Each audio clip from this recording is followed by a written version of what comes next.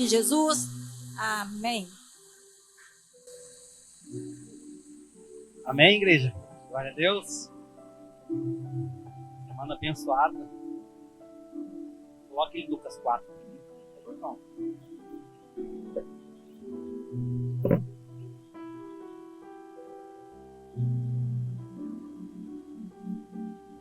Deus tem feito coisas grandes, fará maiores ainda.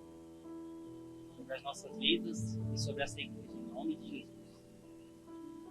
Que Ele possa continuar fazendo em nós e através de nós. Amém? Versículo 16.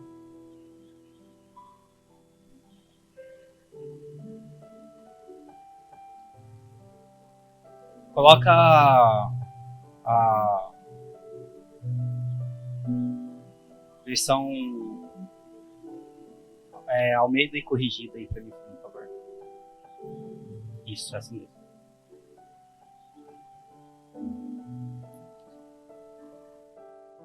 E chegando a Nazaré, onde fora criado, entrou em um dia de sábado, segundo o seu costume, na sinagoga. E levantou-se para ler, e foi-lhe dado o livro do profeta Isaías. E quando subiu o livro, achou o lugar em que estava escrito: O Espírito do Senhor está sobre mim, pois que me ungiu para evangelizar os pobres.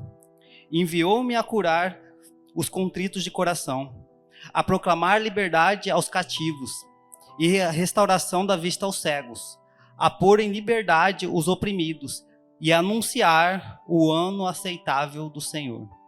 E encerrando o livro e tornando dar ao ministro, assentou-se, e os olhos de todos na sinagoga estavam fitos nele. Então começou a dizer: Hoje se cumpriu esta escritura em vossos ouvidos.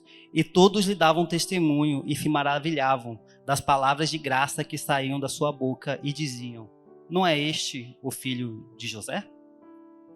Curve a sua cabeça, coloque a mão no seu coração. Senhor meu Pai, nós te agradecemos, Senhor meu Pai, por tudo aquilo que o Senhor tem feito durante essa semana.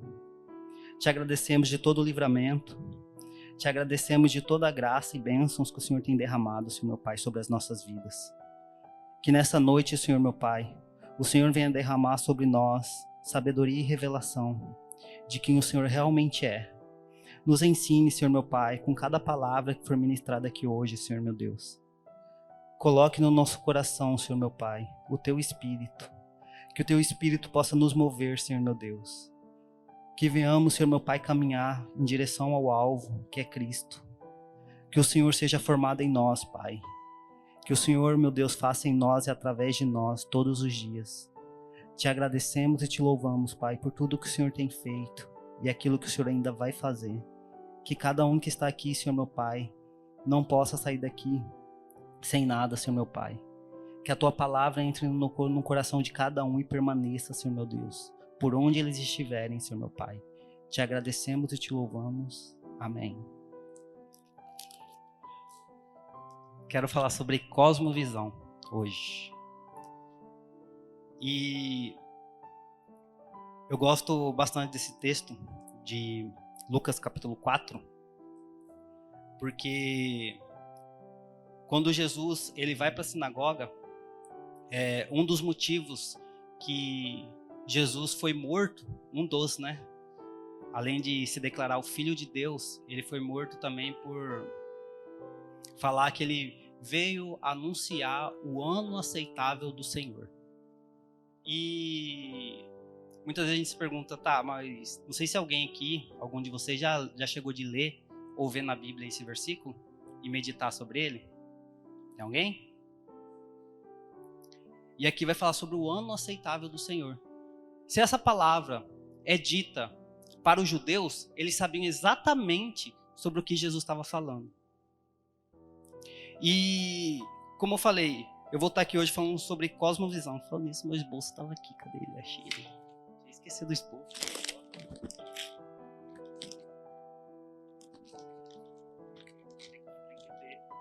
ter aqui para não esquecer.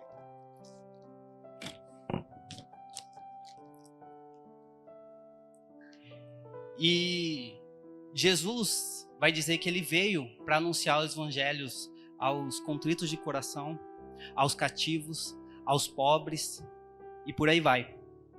E a palavra vai dizer que todos olhavam fixados para ele, com os olhos fitos nele, e não tiravam os olhos dele, maravilhados com o que saía da boca dele, com as palavras que saíam da boca dele.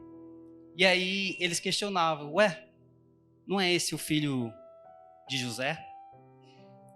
E quando Jesus vai falar sobre o ano aceitável do Senhor, ele está falando de algo que é chamado de jubileu, que acontece mais ou menos assim: a cada 6 dias, as pessoas, o judeu, trabalhava durante 6 dias, e no 7º dia, ele tirava o dia para descansar.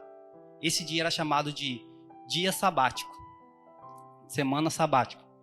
E aí, durante 6 anos,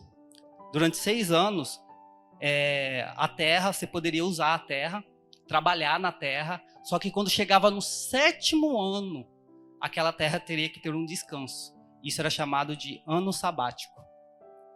E durante 7 semanas de 7 anos, 7 vezes 7, 49. Durante 49 anos, no ano 50, era conhecido e chamado de jubileu. O ano em que o Senhor ordenava, esse texto, isso está lá em Deuteronômio 15 ou Levítico 25, quem quiser ler depois. Eu só não vou ler agora, porque vai do versículo 15 até o 60, e a gente vai ficar aqui a noite toda. E o ano jubileu era uma ordem que Deus dava ao povo judeu, ao povo de Israel, para, no ano 50, eles tinham que libertar os escravos, perdoar as dívidas e... Deu branco agora. Perdoar as dívidas. E se você comprou alguma coisa durante esses 49 anos, no ano 50, você tinha que devolver esse terreno para o dono original. A propriedade para o dono original. E é bem louco isso, né? Porque se a gente parar para pensar, não tinha como a gente brincar de banco imobiliário. Porque a gente saberia que no ano 50 ia resetar o game e tudo ia voltar para o povo original. Então, a lei era tão genial, tão da hora, que era impossível você acumular riquezas para si, pensando: meus netos, meus futuros bisnetos lá na frente, eles vão ter o que... Isso não era possível, por conta da lei. Ou seja, você poderia até fazer coisas erradas na sua vida, escolhas erradas. Mas você sabia que, pelo menos uma vez na sua vida, você ia viver um jubileu. Você ia viver um jubileu. E era essa cosmovisão que Jesus veio trazer. O que é cosmovisão? Uma maneira bem simples de explicar: supor um óculos. Se esse óculos tiver a lente azul, eu vou enxergar o mundo de maneira azulada. Se esse óculos for vermelho, eu vou enxergar o mundo de maneira avermelhada. Então, a cosmovisão é simplesmente a maneira de como você enxerga o mundo. E aí, a maneira como a gente enxerga o mundo, muitas vezes é distorcida por conta do pecado e de tudo aquilo que a humanidade faz de maldade. E muitas vezes até uma preocupação que às vezes algumas igrejas estão usando de, como eu posso dizer, de superstições e até símbolos cristãos como a cruz. Tem um livro sobre cosmovisão eu esqueci o nome dele agora. Ele vai falar bem assim em um dos teus testemunhos, que ele foi em Moçambique, e quando ele chegou em Moçambique, algumas casas tinham uma cruz branca pintadas nas portas. Em todas as casas tinha uma cruz branca pintada na porta. E ele foi passando, fui pensando: cara, o povo aqui eu acho que já foi evangelizado. O pessoal aqui entendeu. E eles bateram na porta de um dos moradores e perguntou: o que simboliza essa cruz aqui para vocês? Por que tem essa cruz na porta? Aí eles falaram: é porque a gente aprendeu que essa cruz espanta mal olhado. Aí, a visão que tinham passados para eles sobre a cruz era que a cruz espantava mal olhado. Essa era a cosmovisão que eles tinham da cruz. E muitas vezes as pessoas pegam e... Estava pesquisando, de acordo com o IBGE, em 2010, quando deu aquele boom dos evangélicos no Brasil, que até 2007, por aí, a religião predominante era católica. A partir de 2010, tem mais de 42 milhões de evangélicos. E em 2023 eu estava vendo um saldo de, passou a ter 53 a 60 milhões de evangélicos no Brasil. A nação praticamente começou a ser predominante evangélica. E eu vendo isso, eu falei, cara, é preocupante. Porque se tem toda essa quantidade de evangélicos, qual é a maneira de enxergar o mundo que a gente está passando para aquelas pessoas que precisam de Cristo? Qual é a forma que nós, como cristãos, estamos passando para aquele que está precisando de Jesus? Porque eu imagino, para uma nação como o Brasil ter essa quantidade, pelo menos tem que haver alguma transformação. Mínima, né? E o que a gente olha é que parece que cada vez mais vai piorando a situação. E essa cosmovisão, muitas vezes, tem sido distorcidas até dentro da igreja. Porque tem muitas pessoas que quando aceita Jesus e é batizado e vem para a igreja, quando a pessoa está no mundo, ele olha, pegar um exemplo aqui, de um jovem que ele vê um carro bonitão passando e ele fala, vou comprar esse carro um dia vai ser meu, um dia eu vou ter um carro desse. Aí quando ele vem para a igreja, ele olha o mesmo carro bonitão passando, aí ele passa, vê o carro passando e fala, um dia eu vou ter esse carro, só que agora ele diz, em nome de Jesus, eu vou ter esse carro em nome de Jesus. Aí eu pergunto para vocês, às vezes a gente pensa assim, até certo, né? Tá em nome de Jesus, mas a visão dele mudou? Em questão de pensar em coisas materiais? A cosmovisão dele foi alterada? E muitas vezes a gente transforma coisas que deveriam ser santas e sagradas para a nossa vida como cristão em plena superstição.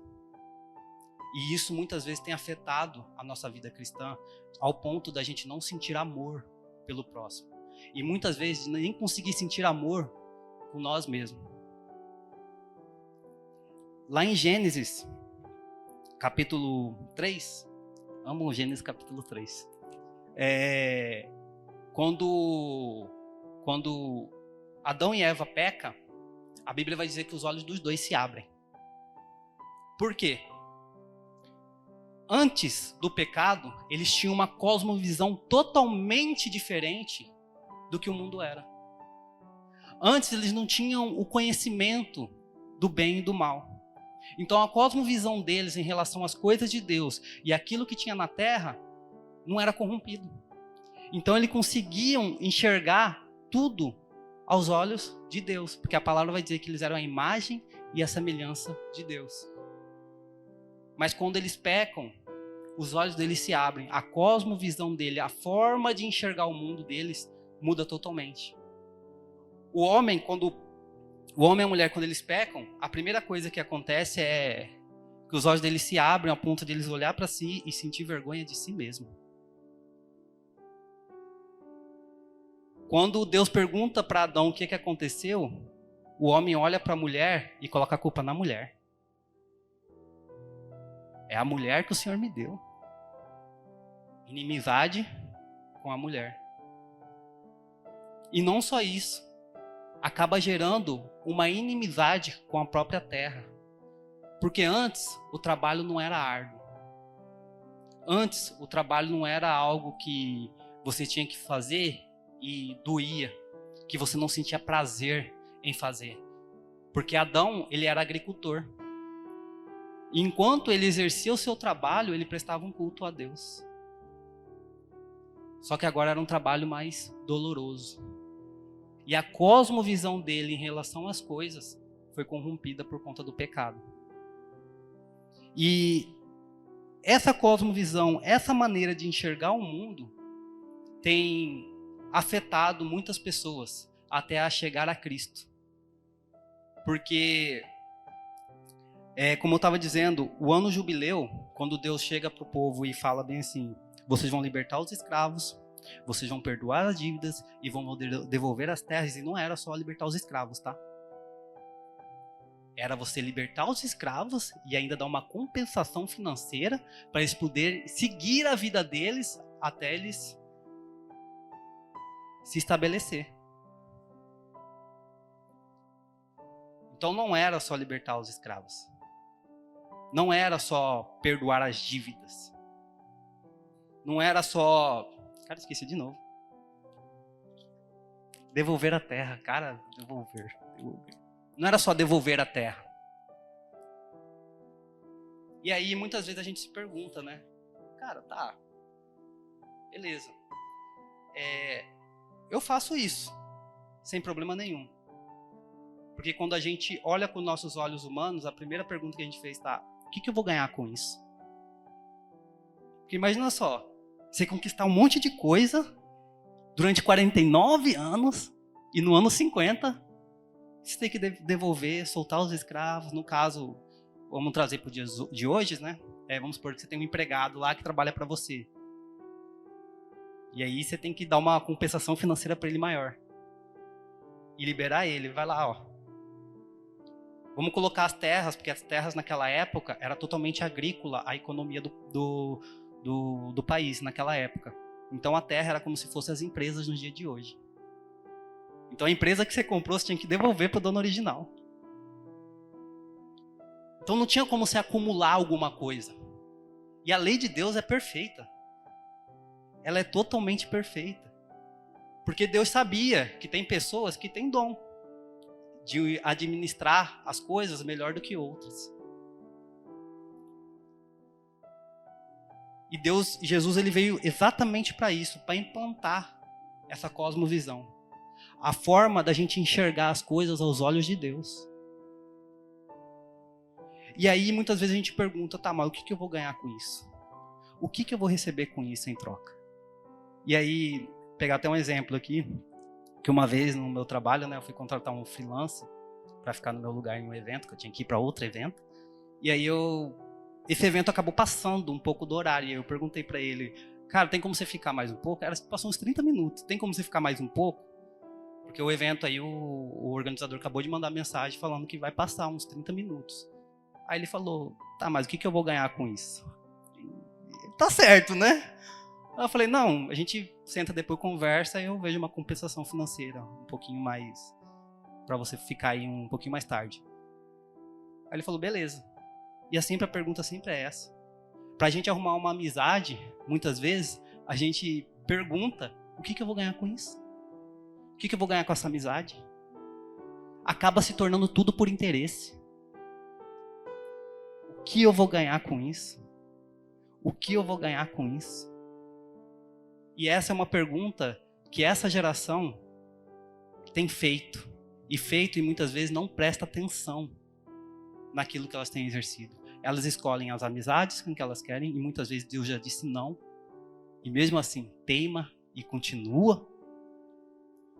A gente tem uma insatisfação grande nas coisas. Quando a gente pergunta para o outro, como você tá? Tá tudo ruim. Tá péssimo.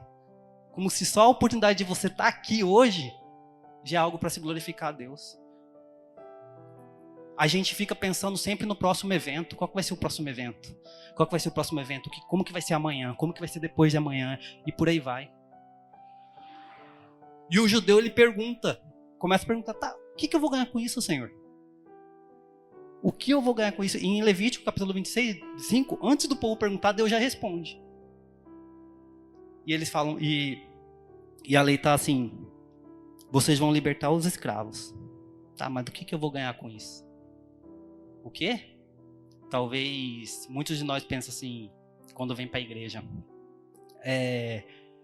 talvez Deus vai derramar uma bênção sobre a minha vida por eu exercer essa lei que Ele está pedindo. E aí Ele vai derramar uma bênção sacudida, recalcada e transbordante sobre a minha vida. Glória a Deus? Só que não foi isso que Deus falou. Deus olhou e falou bem assim: vocês vão libertar os escravos, porque vocês também eram escravos. E eu libertei vocês. Vocês vão perdoar as dívidas de quem devem vocês, porque vocês me deviam e eu perdoei vocês.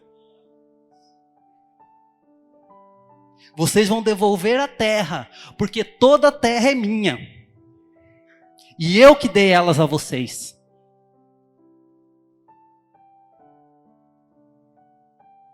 E vocês são os meus filhos, e o meu filho faz o que eu faço.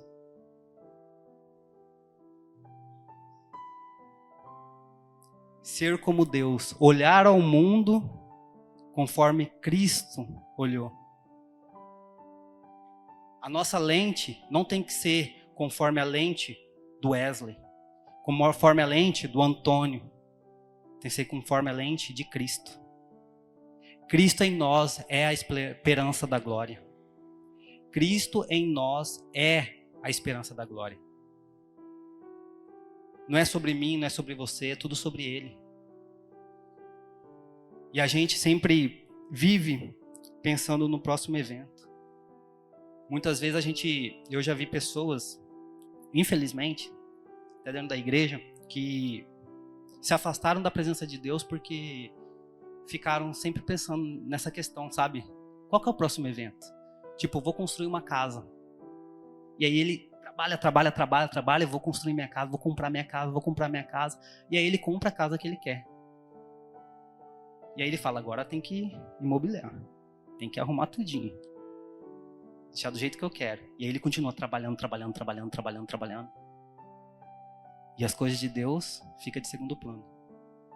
E aí você pergunta, cara, você tá trabalhando igual louco aí, mas por quê? Precisei imobiliar a casa e tal, e eu tenho que... E aí ele continua trabalhando. E você pergunta, cara, por que você tá trabalhando igual louco? Para um pouco, descansa. Ele não, tem que continuar trabalhando, que já se passou 4 anos que eu estava tentando construir a minha casa, imobiliar a minha casa, agora eu já tenho 4 filhos e eu tenho que comprar uma casa maior. E aí ele continua daquele mesmo jeito, trabalhando, e as coisas de Deus vão ficar de lado. E quando as coisas de Deus vão ficando de lado, ele deixa a presença de Deus. E quando ele menos espera, já se afastou da casa do Senhor. E isso é perigoso. Em Mateus 6,33, a palavra vai dizer: buscai em primeiro lugar o reino de Deus e a sua justiça, e todas essas coisas lhes serão acrescentadas. Aquele povo que estava ouvindo o sermão da montanha em Mateus 6, eles estavam preocupados com o que eles iam comer, com o que eles iam vestir. E Jesus vai falar: vocês não têm visto os lírios do campo? Que nem Salomão em toda a sua glória se vestiu como eles? Você acha que o Pai Celestial vai deixar faltar algo aos seus filhos? Não falta nada. Deus é Pai. E Ele abençoa os seus filhos. Ele conhece e sabe exatamente o que cada um de vocês está precisando. E o mais legal é que no verso 32, a palavra vai dizer que quem se preocupa com tais coisas são os pagãos. São aqueles que estão afastados e longe da presença de Deus. São os idólatras que correm atrás de coisas para satisfazer suas próprias vontades. E no verso 34 vai dizer: não andai ansiosos, porque cada dia tem o seu próprio mal. É um conselho poderoso de Jesus. Não ficar preocupado com o próximo evento, do que vai acontecer.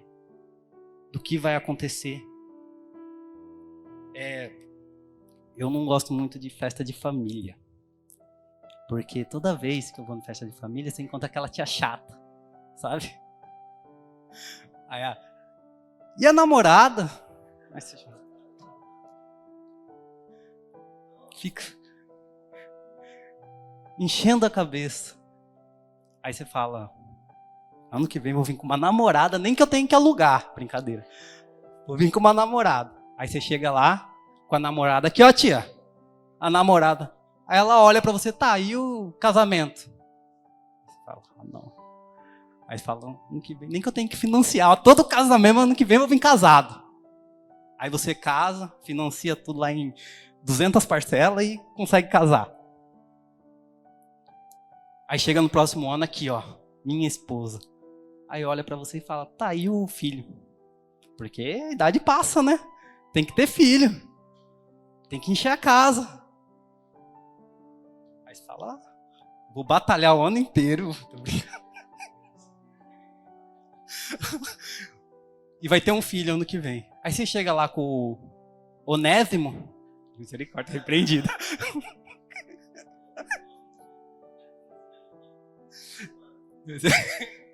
Amém. Aí você chega lá com o Onésimo lá. Fala aqui, ó. Ué, mas só um? A criança tem que ter outro irmãozinho para brincar. E é sempre isso. Atrás do próximo evento. Para ver se consegue ficar feliz. E essa geração é exatamente isso. Eu tenho que fazer isso para me se tornar feliz. Eu tenho que fazer aquilo para me se tornar feliz. Uma geração insatisfeita no Senhor. Uma geração que procura se satisfazer suas próprias vontades com coisas temporárias. E no fim, nunca está satisfeita. Sempre vive em prol do próximo evento. Quando eu tenho meu cabelo Black Power, eu vou ser feliz. Quando eu conseguir comprar aquela roupa, eu vou ser feliz. Quando eu conseguir ter aquela casa, aí eu vou ser feliz. Quando eu conseguir terminar minha faculdade, aí eu vou ser feliz. E vivemos com o coração dessa maneira. O próximo evento. O próximo evento. E aí a gente vive para Deus achando que a gente deve Deus como se fosse R$10. Vem cá, Augusto, cheguei. Fala aí. Vamos supor que o Augusto está me devendo R$10. Aí eu chego para o Augusto e falo assim, Augusto, sabe aqueles R$10? Beleza, não precisa me pagar não, tá tudo certo. Augusto fala, legal, bacana. Aí o Augusto está me devendo R$100. Aí eu falo, Augusto, sabe aqueles R$100? Relaxa, tá tudo certo. Aí ele já vem, aperta a minha mão e fala, obrigado e tal. Aí o Augusto tá me devendo R$100.000. Tomara que nunca me deva também. E aí eu chego pro Augusto e falo, Augusto, sabe aquela casa? Pode ficar pra você. Tá tudo resolvido. Aí no mínimo eu mereço um abraço, um café da manhã, chegando em casa. É. E aí o Augusto fica me devendo R$2 bilhões. E aí eu olho pro Augusto e falo, Augusto, você não vai ter condição de me pagar esses R$2 bilhões. Você pode trabalhar a vida toda que ainda assim você não vai conseguir pagar. Sabe essa dívida? Fique em paz. Tá tudo certo. Pode sentar.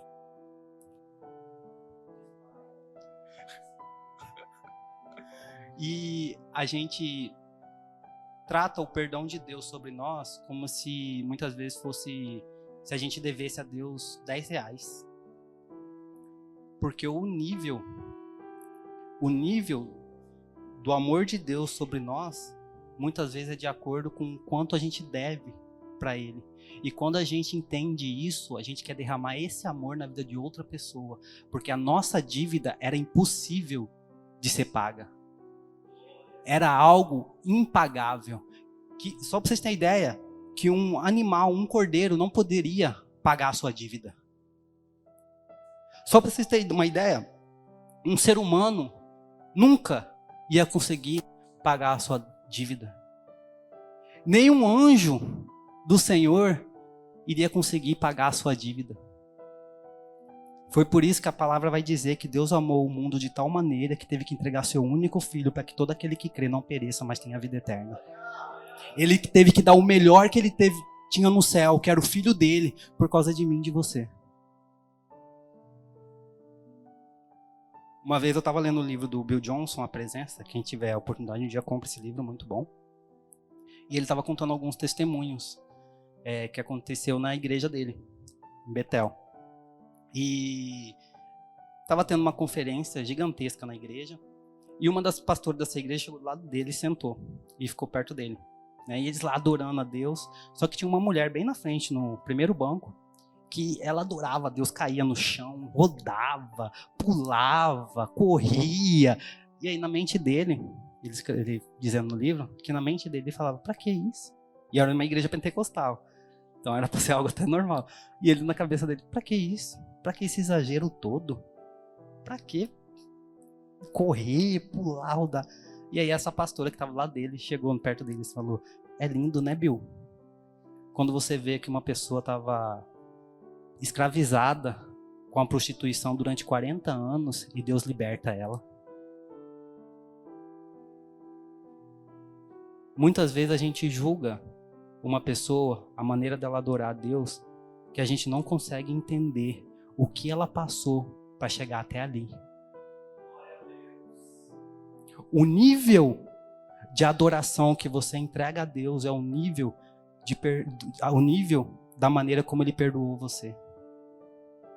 Quando você entende a quantidade que você devia a Deus, você começa a entregar tudo que você tem para Ele. Paulo vai escrever dizendo, cara, tudo é perca, tudo é esterco. Salomão vai escrever que nada debaixo do céu satisfaz. E muitas vezes a gente continua procurando o próximo evento, achando que quando acontecer aquela realização na vida, ela vai se tornar satisfeita. Mas a única coisa que nos satisfaz verdadeiramente é a presença de Deus. Não se trata do que eu fiz. Não importa o que eu faça para Ele. O importante é aquilo que Ele fez na cruz. A gente não vive de acordo com o próximo evento, pensando no futuro.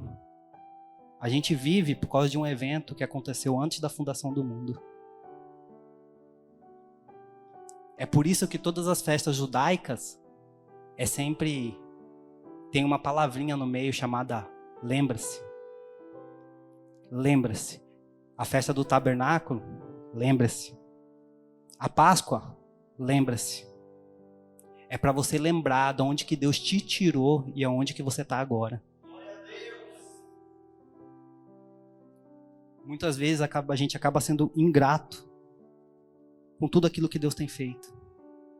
E a gente consegue, muitas vezes a gente consegue pegar Deus e colocar ele dentro de um livro simples. Sabe? E falar, Deus se resume isso aqui. E aí a gente começa a colocar sobre a vida do outro um monte de regras. Você tem que fazer isso, você tem que fazer aquilo para chegar a Jesus.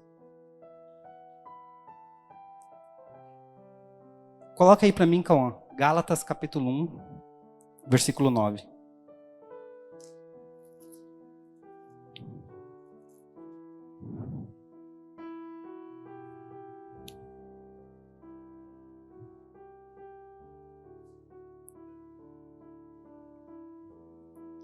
Assim como já vou-lo dissemos, agora de novo também vou-lo digo. Se alguém vos anunciar outro evangelho, além da que já recebestes, seja anátema. Traduzindo, seja amaldiçoado. Porque persuado eu agora a homens ou a Deus? Ou procuro agradar a homens, porque se estivesse ainda agradando aos homens, não seria servo de Cristo. Muitos homens dentro da igreja, eles colocam Cristo e mais alguma coisa. E deixa eu te falar, se tem Cristo e mais alguma coisa, é outro evangelho.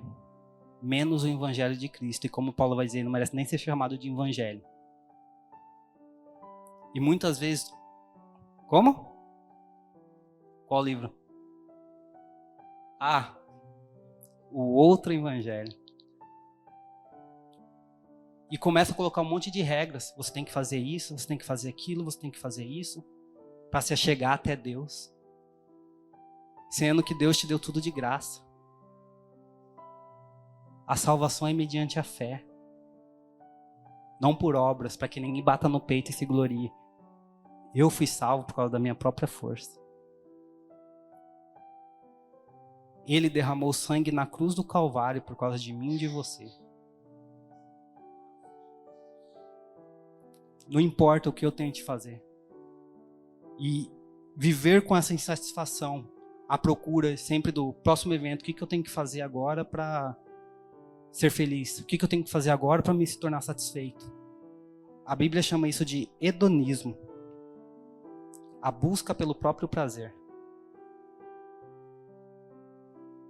E o hedonismo, ele gera quebra de aliança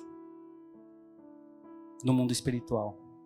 Porque você vive tanto a busca dos seus próprios interesses que você deixa os interesses de Deus de lado. Como eu disse, muitas vezes a gente acha que a faculdade que eu estou fazendo vai ser o suficiente para me satisfazer e não vai. O trabalho que eu estou vai me satisfazer para ser suficiente, não vai. É tudo pela misericórdia dele, pelo amor dele. Tudo que ele tem derramado. Tem uma paradinha que rola de vez em quando no YouTube, chamado Unbox. Não sei se vocês já ouviram falar, é fora da caixa, saindo da caixa. Que é um youtuber, ele recebe essa caixa em casa para fazer a propaganda, e aí ele finge, né, que está recebendo lá, abre com um estilete, e aí ele mostra o iPhone lá, estando satisfeito com o iPhone. Nossa, esse iPhone, olha só, 15 Pro Max, top! Mostra se satisfazendo dentro de uma tela. E aquela pessoa que está assistindo, ela fala, nossa, olha como aquela pessoa está satisfeita, né? Se eu tiver um iPhone, será que eu vou estar feliz como essa pessoa? Tem um colega meu chamado Bruno Alves, lá de São Paulo. Ele trabalha com transmissão também e ele atende muitos youtubers. E um desses youtubers, não vou falar o nome, recebeu uma dessas caixas, né? E ele tinha que fazer a gravação lá dele recebendo e tal. Que eles estavam fazendo transmissão de um jogo, só que durante esse jogo tinha essa propaganda para eles fazer, ao vivo. E aí ele tirou o joguinho, né? Que era o Battlefield. Tirou, começou a mostrar o jogo. Esse jogo aqui é top, tal. Ele falou que quando desligou a câmera pra ir pra outra cena, ele pegou aquele jogo lá, jogou dentro da caixa, porque esse jogo aí é uma bosta. Fingindo uma satisfação. E muitas vezes a gente olha pela lente de um celular e a gente vê pessoas ficando satisfeitas e, na verdade, quando a pessoa desliga a câmera e termina de gravar, é uma pessoa totalmente infeliz. Porque não consegue se satisfazer em coisas. E a gente acha, muitas vezes a pessoa faz uma gravação lá da casa, toda imobiliada, olha minha casa top. E aí quando desliga a câmera, tá com depressão, ansiedade. Essa é a geração mais livre e a geração mais escrava. Geração rock and roll. Eu posso fumar, posso beber, posso fazer isso, posso fazer aquilo. E aí muitas vezes olha para nós que é cristão, que vive de maneira, vamos dizer assim, certinha, lutando todos os dias contra a carne, lutando com Satanás, tentando colocar setas. E aí quando a gente vai falar, ó, isso aí, santarrão, ó, vive só por regras, vive só por ser escravo. Se eles soubessem o quanto a gente é livre no Senhor, o quanto a gente se alegra na presença dele. E na verdade a geração mais livre acaba sendo escravo dos seus próprios vícios. Da bebida alcoólica, da pornografia, do cigarro, e vai. A geração mais livre é a geração mais escrava. Sempre vivendo insatisfeita, atrás do próximo evento. Agora, meu Deus. Coloque para mim com Abacuque 3. Quem tiver Bíblia aí, eu te desafio a achar. Quando eu tiver de maior, eu vou comprar uma loja e vou colocar o nome dela de Abacuque. para vender chocolate. Ninguém entendeu a piada.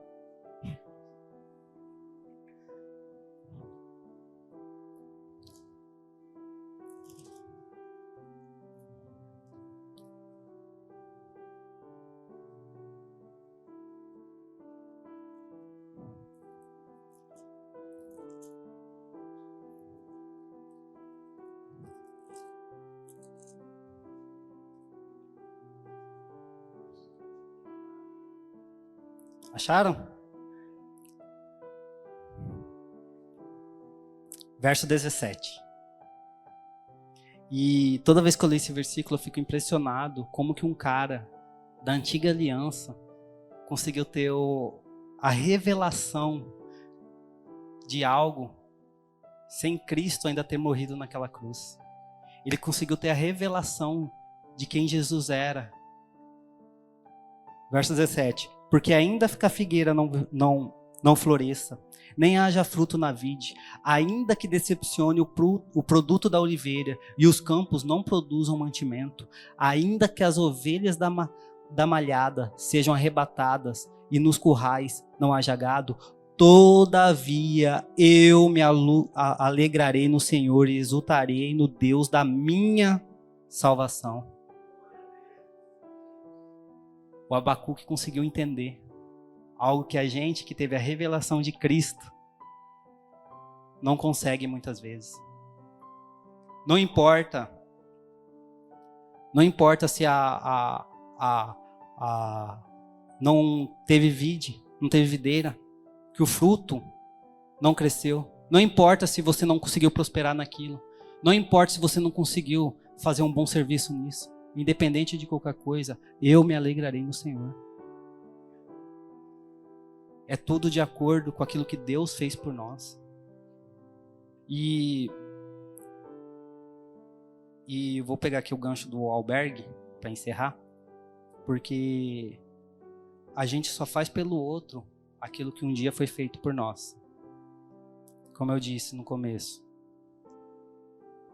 o perdão de Deus foi tão grande sobre a nossa vida que a gente só vai demonstrar esse perdão quando a gente tiver que exercê-lo também na vida do outro. A gente só vai saber o que é amar quando a gente começar a derramar esse amor na vida do outro também. E eu vi a Luciana e a Karine durante essas semanas fazendo exatamente isso. Porque se você colocar no papel e parar para pensar e falar, elas precisavam fazer isso? Não. Mas por que elas fizeram? Porque um dia isso foi derramado sobre a vida delas. E elas entenderam que assim como foi derramado na vida delas, elas têm que derramar na vida de alguém. Porque Deus faz em nós, para depois fazer através de nós. Cristo é a esperança da glória. O albergue tem pessoas carentes, que muitas vezes precisa só da gente sentar ali, 5 minutinhos, e conversar com eles. E vocês vão conseguir ver a alegria no rosto deles. Quando a gente chega lá e a gente acaba não tendo uma semana que a gente vai lá, aí a gente fica aí uma semana sem ir, vai só na outra, eles ficam lá, pô, a gente estava esperando vocês aqui e vocês não vieram. Porque eles geraram uma expectativa da gente levar uma palavra, uma luz para eles. Talvez as pessoas que vão no albergue, talvez vocês vão ser a única referência de Cristo para alguém que está ali. Talvez tem pessoas que estão ali no albergue que nunca ouviram falar de Jesus.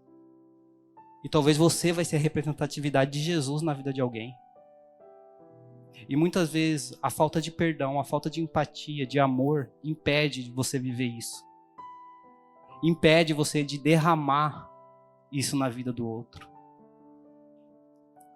Assim como Jesus nos libertou, que a gente possa querer trazer essa liberdade para outra pessoa também. Assim como hoje nós somos livres em Cristo Jesus, a gente possa olhar para o outro, para o próximo, e querer ver ele ser livre também. De qualquer tipo de amarra, de qualquer tipo de cativeiro, de prisão espiritual. Então, que Deus possa fazer em nós e através de nós, porque Cristo é a esperança da glória. Se coloquem de pé.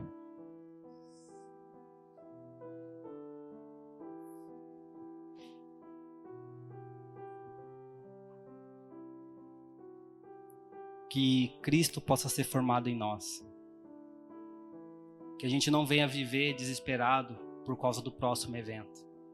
E entender que tudo se resume na presença dele. Abaixa um pouquinho, Cão, por favor. Que Deus ele possa fazer em nós e que possamos ser moldados neles todos os dias. Que a chama do Espírito Santo possa ser derramado no meu coração e no seu coração todos os dias.